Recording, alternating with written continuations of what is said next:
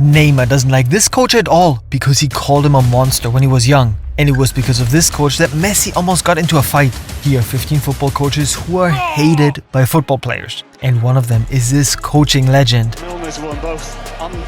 Fabio Capello, who was coach at AC Milan, Juventus and Real Madrid among others. And one thing that was extremely important to him, discipline. But one player just did not get along with him, Brazilian Ronaldo. Capello kicked him out of the team and insisted on selling Ronaldo. We have to sack him because he was no leader. He was leader and a negative leader. Party. He also said that Ronaldo was the best player he had ever coached, but that his weight and his attitude was a bad example, and he kicked him out because of that. Something Ronaldo hates him for to this day. And that was only our number 15. For example, we still have a coach Ronaldo didn't get on with at all. And no, I'm not talking about Rangnick or Ten Hag. But first to Italy. See for yourself why this player was not a fan of his coach. Coach looked at freaked out after his player got a red card. But honestly, this isn't any better. The whole thing went viral and the coach was fired 3 weeks later. But now to the incident where Neymar was called a monster.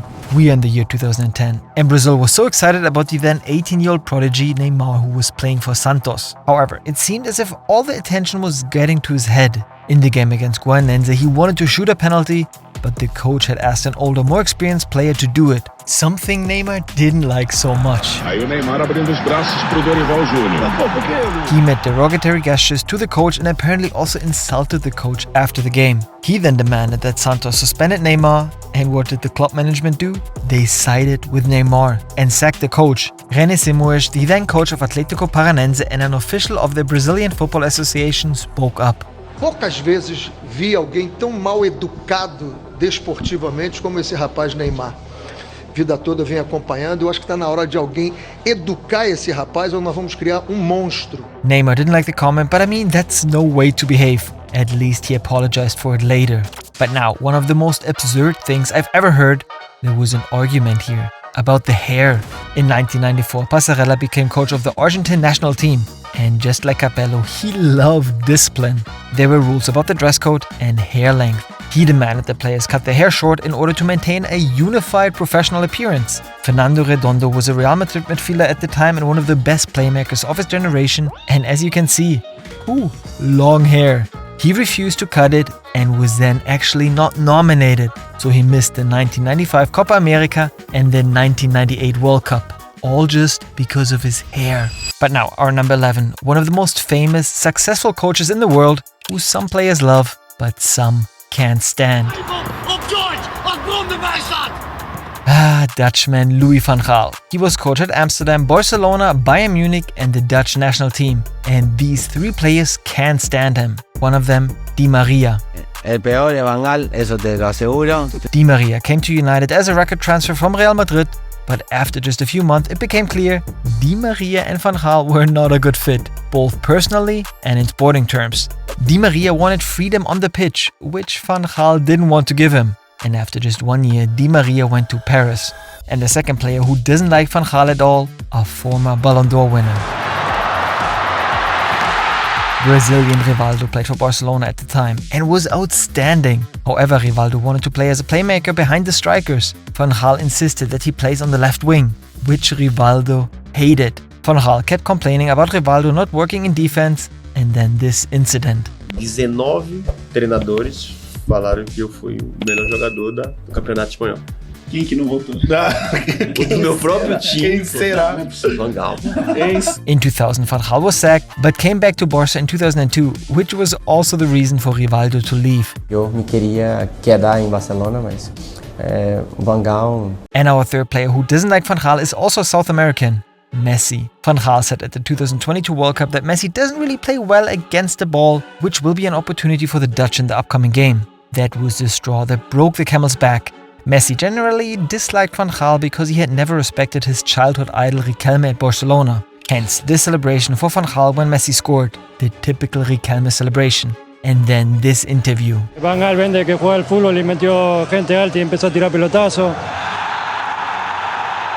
10 more coaches that are hated are coming, but we go to Spain first. Brazilian Gil Minya worked his magic at Deportivo La Coruña in 2002. But then this scene in training. Coach Irureta wanted to send him to the dressing room after disagreement. Gialminia refused, and then he headbutted the coach. The whole thing then led to the coach and the club loaning him out to Austria, and he wasn't nominated for the national team either. At least they tried to make things okay again afterwards. In contrast to one of the most famous disputes in football. My problem in Barcelona was one man. It's been mentioned many times, but these two can't be left out of this video. Ibrahimovic can't stand Guardiola since he made his life difficult at Barcelona. Ibra says he's a great coach, but not so great as a person. And Guardiola isn't really a fan of Ibrahimovic either. But Zlatan is not alone. Eto'o doesn't like Guardiola either after he cut him off and then still played him and then sold him to Inter a year later. And teammate Yaya Touré is not on good terms with Pep either. He felt unappreciated and complained about the lack of communication, similar to what Zlatan and Eto'o said. Touré went to Man City, but a few years later Pep became coach there. Is you happy to see Pep come to Man City? Touré was immediately dropped from the Champions League squad due to lack of fitness. There was a back and forth, also with Yaya's advisor, but the complete breakup in 2018. Touré went to Greece, and then this statement from him: "I think Pep has a problem with Africans." Whew, yeah, these two will never be friends.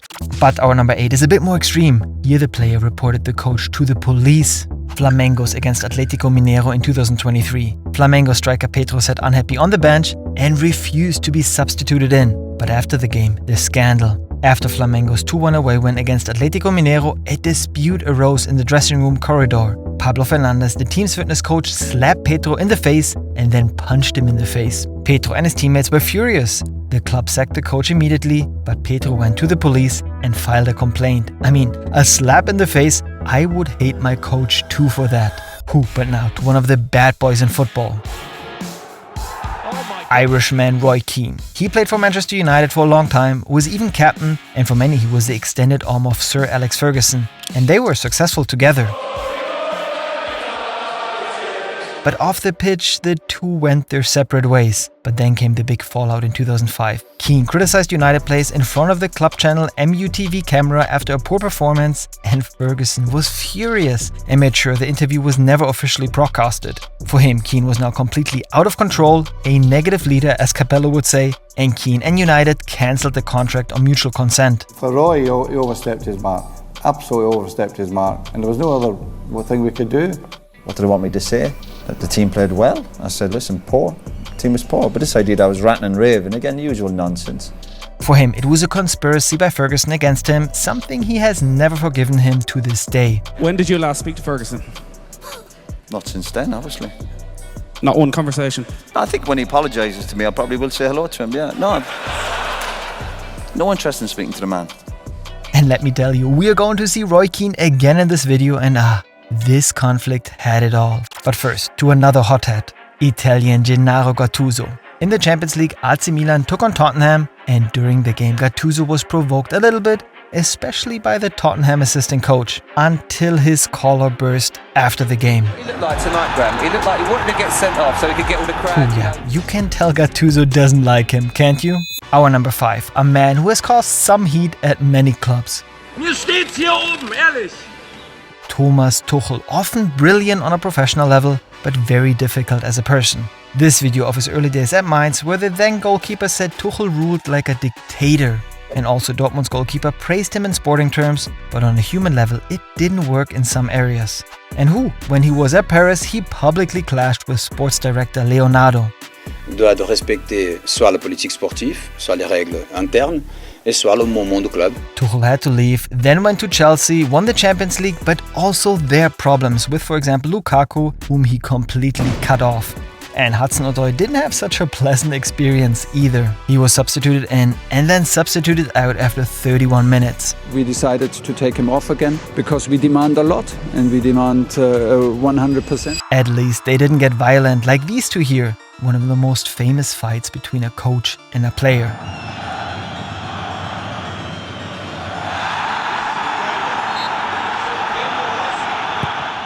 And before we get to the coach Ronaldo had problems with, let's start with a really controversial figure in football. I think I'm a special one. Jose Mourinho. Successful, yes, and many players love him, for example Zlatan. But there were also some who didn't get on with him at all. For example, it was Mourinho who cut off Iker Casillas at Madrid. Iker es un fenómeno entre los palos, hace paradas fantásticas entre los palos. A mí me gusta más otro perfil de portero. Professionally, we treat each other with a lot of respect and we only speak about football. Personally, we have a different relationship. All this led to problems with other players such as Ramos, who was strongly in favor of Casillas. Publicly, it was never confirmed, but behind the scenes, it was apparently heated. And Mourinho's skirmish with Pogba at United is also unforgettable. Pogba returned to United from Juventus in 2016 as the most expensive player in the world, and Mourinho was the coach. Initially, the two were fine, Pogba became vice-captain and Mourinho praised his abilities. But then the mood cooled down. Pogba sometimes played well, sometimes not well at all. Mourinho publicly criticized him and stripped him of the vice-captain's armband. Our relationship was like girlfriend-boyfriend, breaking up, making up, breaking up.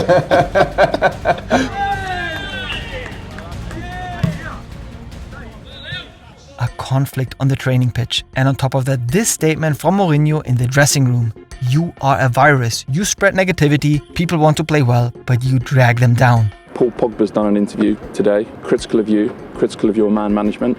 Is there anything you'd like to say? I would like to say that I couldn't care less with what he says. I couldn't care less. I'm not interested at all. And now to Ronaldo. He shaped an era, he always wants to win and therefore has high expectations of himself, his teammates and the coach. Everyone knows the story that he didn't get on at all with Rangnick and Ten Hag. They bring sport directive Ralph Rangnick, which is something that nobody understands. This guy is not even a coach. But what many people don't realize, Ronaldo apparently didn't get on so well with his coach at Real Madrid either, Rafa Benitez. Ronaldo had just won his third Ballon d'Or in 2015 and was at the top in sporting terms. Benitez replaced Ancelotti, who was loved by Ronaldo. When Benitez was asked if Ronaldo is the best player in the world, he gave a vague answer, what Ronaldo supposedly did not like. And you could see that the relationship wasn't the best here at training. It almost seems as if Ronaldo is ignoring Benitez. There's also a persistent rumor that Benitez gave Ronaldo a USB stick with tips on how Ronaldo could improve his free kicks. Te he comentado que Benítez te enseñaba a lanzar las faltas. In the end, Benitez left in 2016, Zidane came, and things didn't go so badly for Ronaldo and Madrid. And if you want to see more videos like this, hey, then celebrate with us and click on the subscribe button. But now, one of the craziest moments in football history, and again, Roy Keane is in the spotlight. The whole world was looking forward to the 2002 World Cup in Japan and South Korea. And a team that played really well back then, Ireland, with their iron-heart captain Roy Keane. Ireland flew to the island of Saipan to prepare, but Keane was shocked by the poor training conditions. I couldn't believe we went to Saipan to train when the island doesn't have a football pitch. You tell me, what are we doing in Saipan without a football pitch?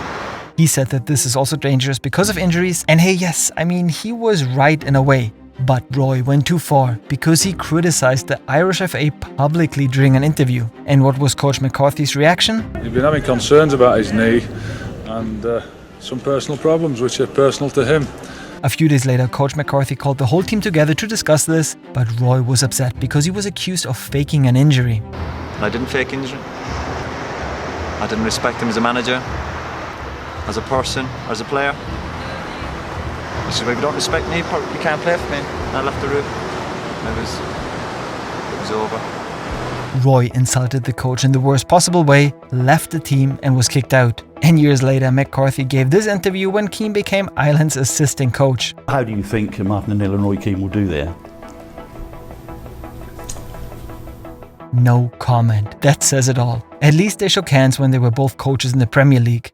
And if you want to see stadiums that football players do not like, for example this one that Neymar hates, then watch this video.